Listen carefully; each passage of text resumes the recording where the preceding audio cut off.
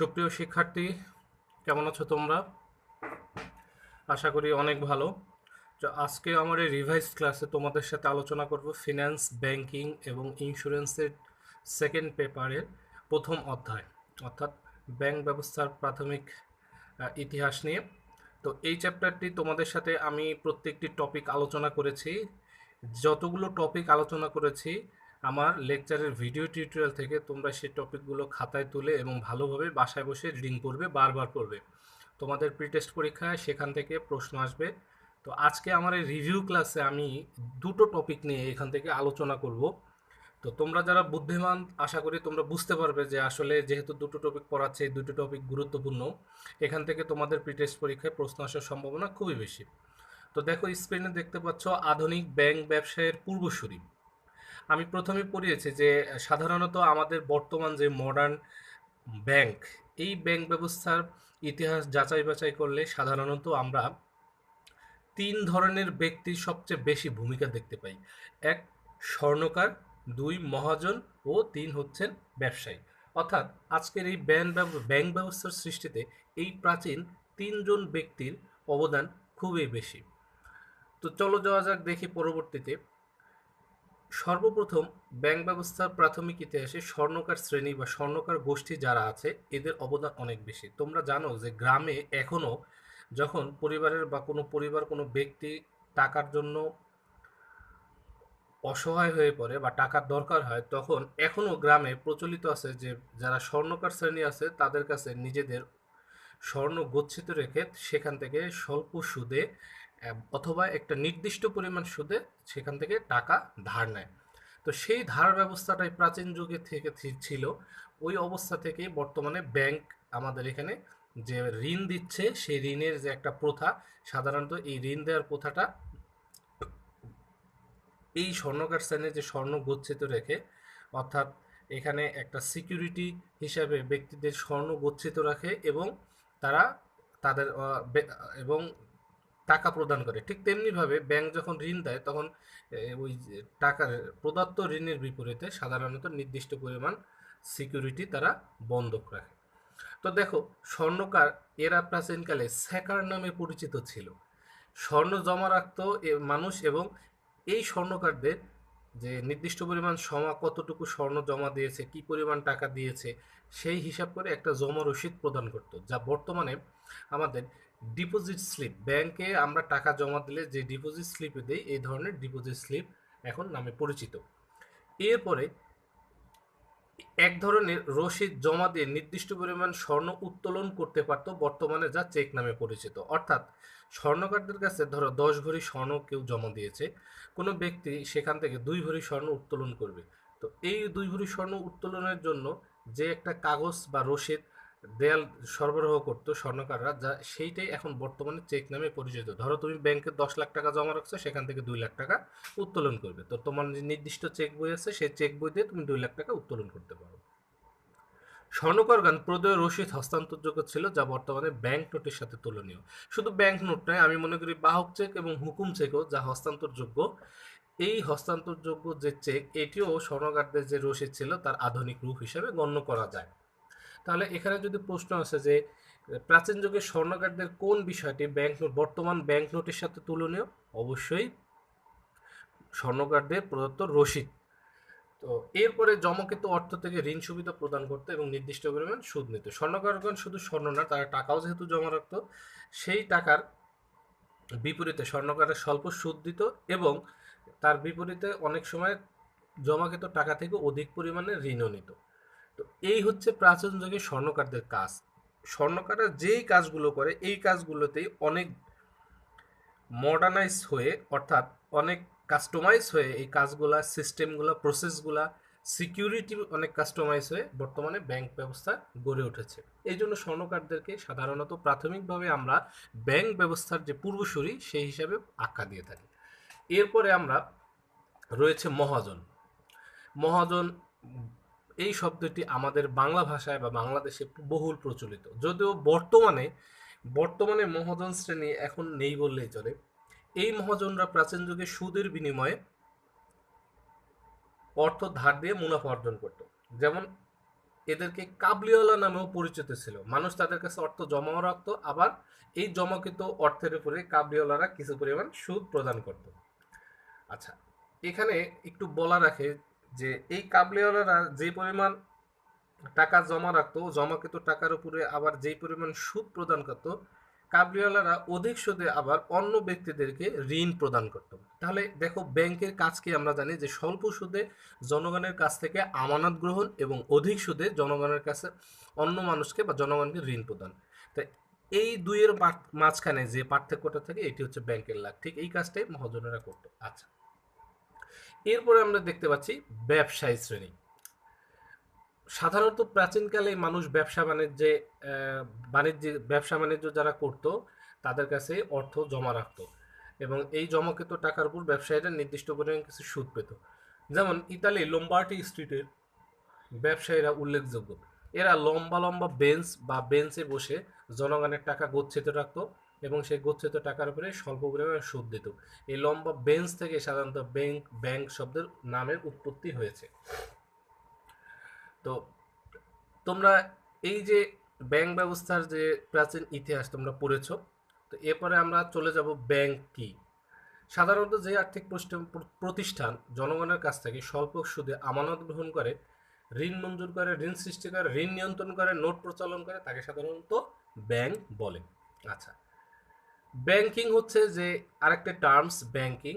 Bank তার উদ্দেশ্য অর্জনের জন্য যে সকল কাজ করে তাকে আমরা ব্যাংকিং বলি। তাহলে ব্যাংকারকে, ব্যাংকিং কার্যক্রমের সাথে যে সংশ্লিষ্ট ব্যক্তিকে ব্যাংকার বলা থাকে। আচ্ছা, মক্কেল বা গ্রাহক, যে সকল ব্যক্তি বা প্রতিষ্ঠানের ব্যাংক হিসাব আছে এবং ওই সকল হিসাবের মাধ্যমে প্রতিনিয়ত লেনদেন সম্পন্ন করে তাকে গ্রাহক বলে। আচ্ছা, এখানে একটা কথা বলে রাখি আমি, যে সাধারণত কোনো একজন ব্যক্তি ব্যাংক থেকে কোনো একটা পে অর্ডার করলো, তাহলে পে অর্ডারও কিন্তু এক ধরনের ব্যাংকিং কাজ, কিন্তু সে কিন্তু ব্যাংকের মক্কেল না। যদি ব্যাংকে হিসাব না থাকে এবং প্রতিনিয়ত লেনদেন না করে তাহলে কখনোই তাকে মক্কেল বা গ্রাহক বলে যাবে না। আচ্ছা, আমরা ব্যাংকিং ব্যবসায়ের কিছু বৈশিষ্ট্য, এটা আমি আজকে আলোচনা করব না। ব্যাংকের কার্যাবলী, আমরা ব্যাংকের শ্রেণী বিভাগ নিয়ে আলোচনা করব। আচ্ছা, ব্যাংকের প্রকৃতি বা ধারণা স্ক্রিনে দেখতে পাচ্ছ। সাধারণত ব্যাংকে কতগুলো ভিত্তির উপরে আমরা ভাগ করেছি। প্রথমটি হচ্ছে মালিকানার ভিত্তিতে ব্যাংক। মালিকানার ভিত্তিতে সরকারি, বেসরকারি, যৌথ মালিকানা, স্বায়ত্তশাসিত ব্যাংক, বিদেশি ব্যাংক। তো চলো যাওয়া যাক সরকারি ব্যাংক কাকে বলা হয়। আচ্ছা, যে ব্যাংকের 51% বা তার বেশি শেয়ারের মালিক সরকার তাকে সাধারণত সরকারি ব্যাংক বলে। এই ব্যাংকটি সাধারণত পরিচালনা দায়িত্বে সরকার থাকে। যেমন আমাদের দেশের সবচেয়ে বড় সরকারি ব্যাংক হচ্ছে সোনালী ব্যাংক, এরপরে রয়েছে অগ্রণী ব্যাংক, এরপরে জনতা ব্যাংক। এগুলো হচ্ছে আমাদের দেশের সরকারি ব্যাংক। বেসিক ব্যাংক 100% সরকারি ব্যাংক। বেসরকারি ব্যাংক হচ্ছে ঠিক তার উল্টো, যেই ব্যাংকের মালিক সরকারি কর্তৃপক্ষের বাইরে কোনো ব্যক্তি বা ব্যক্তিবর্গ বা প্রতিষ্ঠান, তাকে বেসরকারি ব্যাংক বলা হয়। এই ব্যাংকের পরিচালনা পর্ষদ বা পরিচালনাকারী সাধারণত সরকারি কোনো ব্যক্তি থাকে না। যেমন ধরো এবি ব্যাংক লিমিটেড, তারপরে United commercial bank, HSBC bank, standard chartered bank, Pubali bank limited, এগুলো হচ্ছে বেসরকারি ব্যাংক। আচ্ছা, যৌথ মালিকানার ব্যাংক কি? সরকারি বেসরকারি উভয়ের মালিকানায় বা প্রদত্ত টাকায় যে ব্যাংকিং কার্যক্রম, ব্যাংকিং ব্যবসার সৃষ্টি হয় তাকে সাধারণত যৌথ মালিকানাধীন ব্যাংক বলা হয়। যদিও টাকা বেসরকারি খাত থেকে আসে তথাপি এর মালিকানা বা পরিচালনায় সরকারের প্রভাব বেশি থাকে। এরপরে রয়েছে স্বায়ত্তশাসিত ব্যাংক। যে ব্যাংক সরকারের কোনো নির্দেশনা মানে না, অর্থাৎ সরকারি কেন্দ্রীয় ব্যাংকের তফসিলভূত নয়, তাকে আমরা বলবো স্বায়ত্তশাসিত ব্যাংক। যেমন ধরো একটা বিশেষ আইনের মাধ্যমে গঠিত হয়, যেমন গ্রামীণ ব্যাংক লিমিটেড, আনসার ভিডিপি উন্নয়ন ব্যাংক, এগুলো স্বায়ত্তশাসিত ব্যাংক। এগুলো কেন্দ্রীয় ব্যাংকের নির্দেশনার বাইরেও নিজস্ব কিছু কার্যক্রম চালাতে পারে।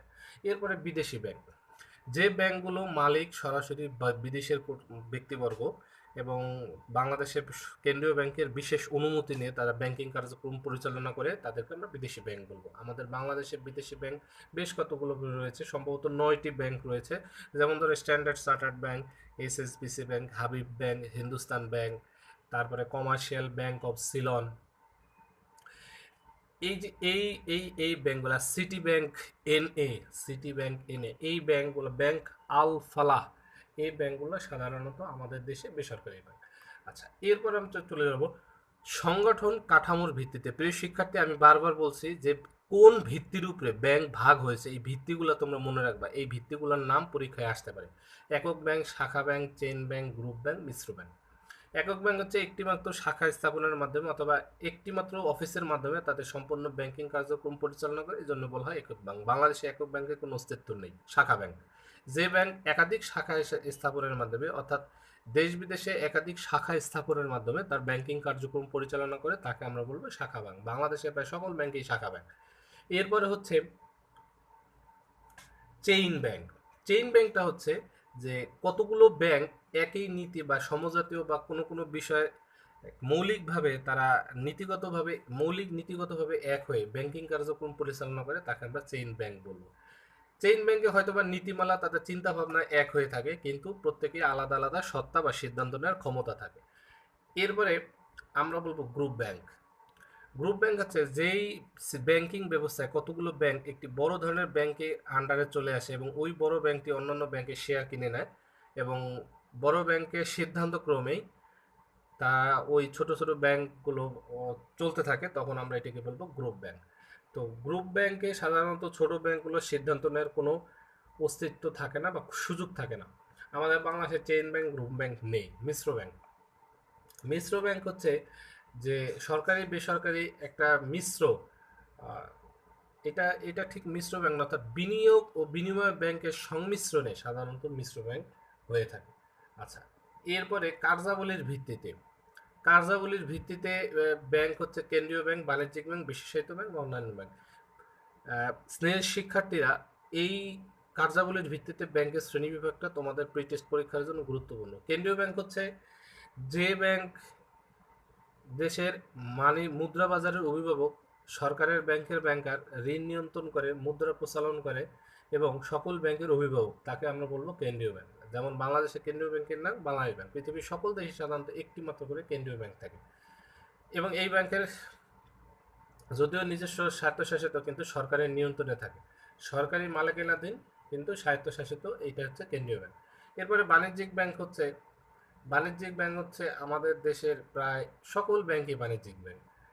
আচ্ছা, যে ব্যাংক জনগণের কাছ থেকে আমানত গ্রহণ, ঋণ, বাজারে ঋণের আমানত গ্রহণ এবং ঋণ প্রদান, তারপর হচ্ছে মুদ্রার বিনিময়ের মাধ্যম সৃষ্টি ইত্যাদি কাজ করে, তাকে আমরা বাণিজ্যিক ব্যাংক বলবো।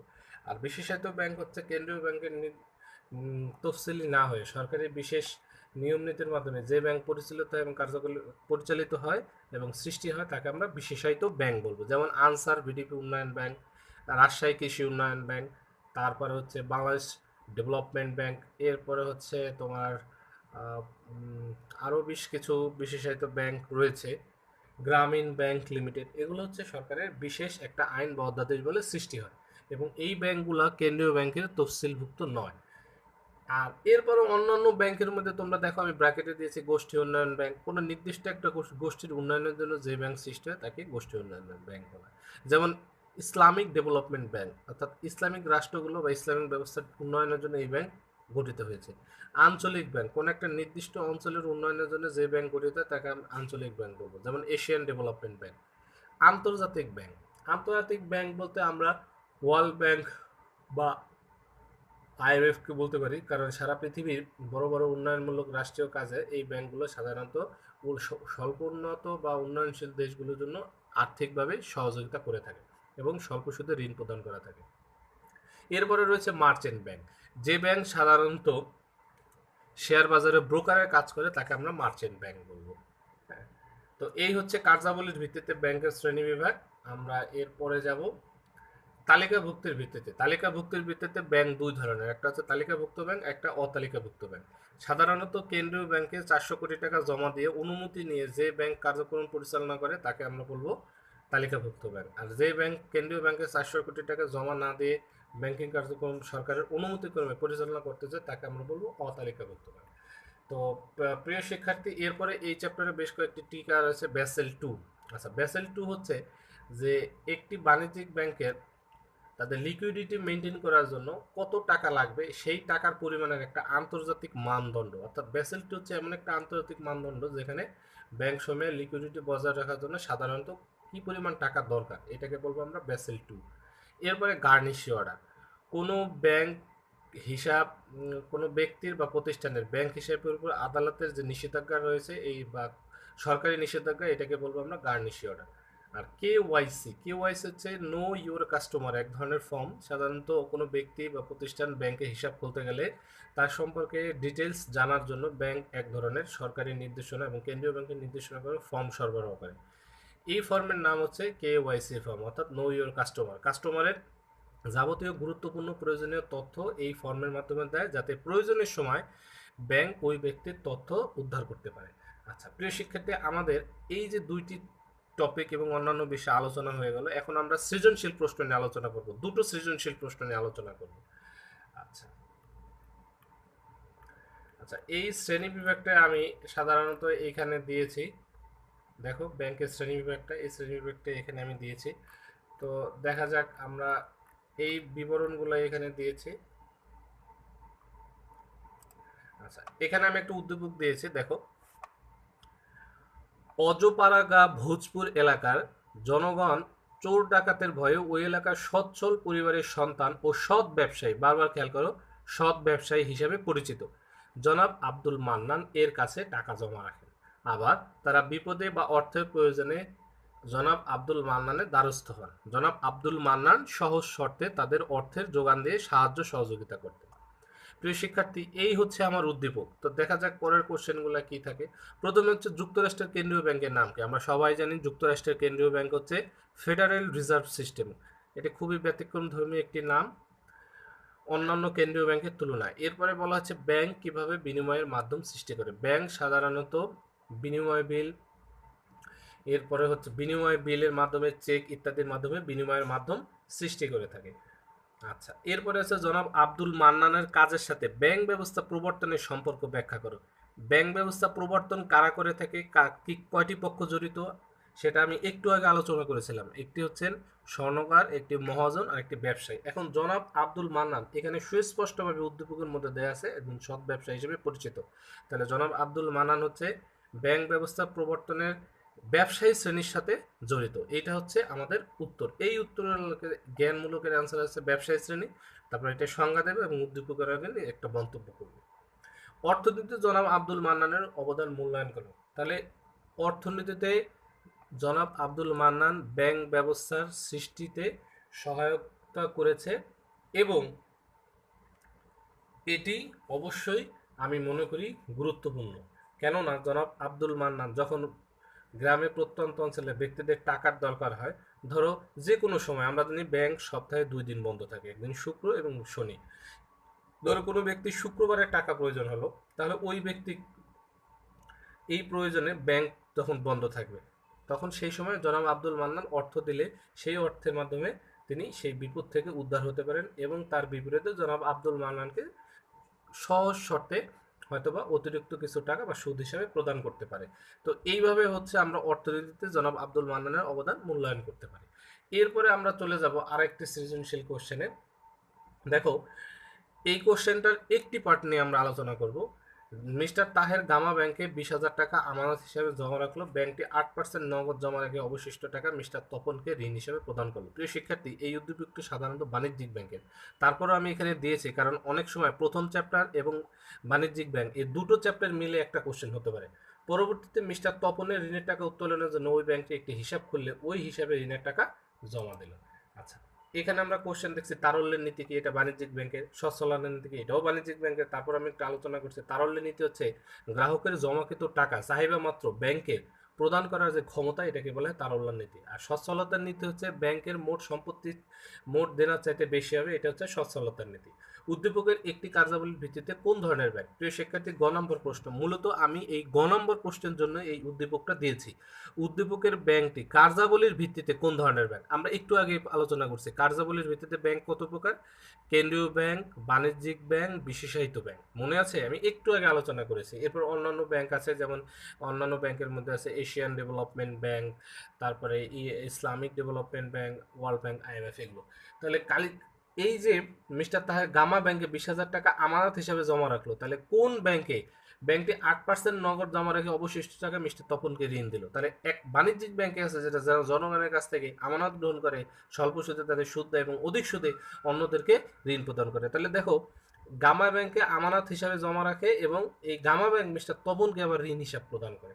তাহলে জনগণের কাছ থেকে আমানত গ্রহণ করে এবং ঋণ প্রদান করে, অবশ্যই কার্যাবলীর ভিত্তিতে এটি হবে বাণিজ্যিক ব্যাংক। আশা করি তোমরা আমার আলোচনা বুঝতে পেরেছো। তো প্রিয় শিক্ষার্থী, এইভাবে তোমরা প্র্যাকটিস করবে এবং অবশ্যই যে দুটো কোশ্চেন আমি দিলাম এই দুটো কোশ্চেন বাসা প্র্যাকটিস করবে। আজকের মতো এখানেই শেষ। পরবর্তী ক্লাসে তোমাদের সাথে আমি আগামীকালকে আসবো। ততদিন ভালো থাকো এবং বাসায় বসে লেখাপড়া করো। Thank you very much.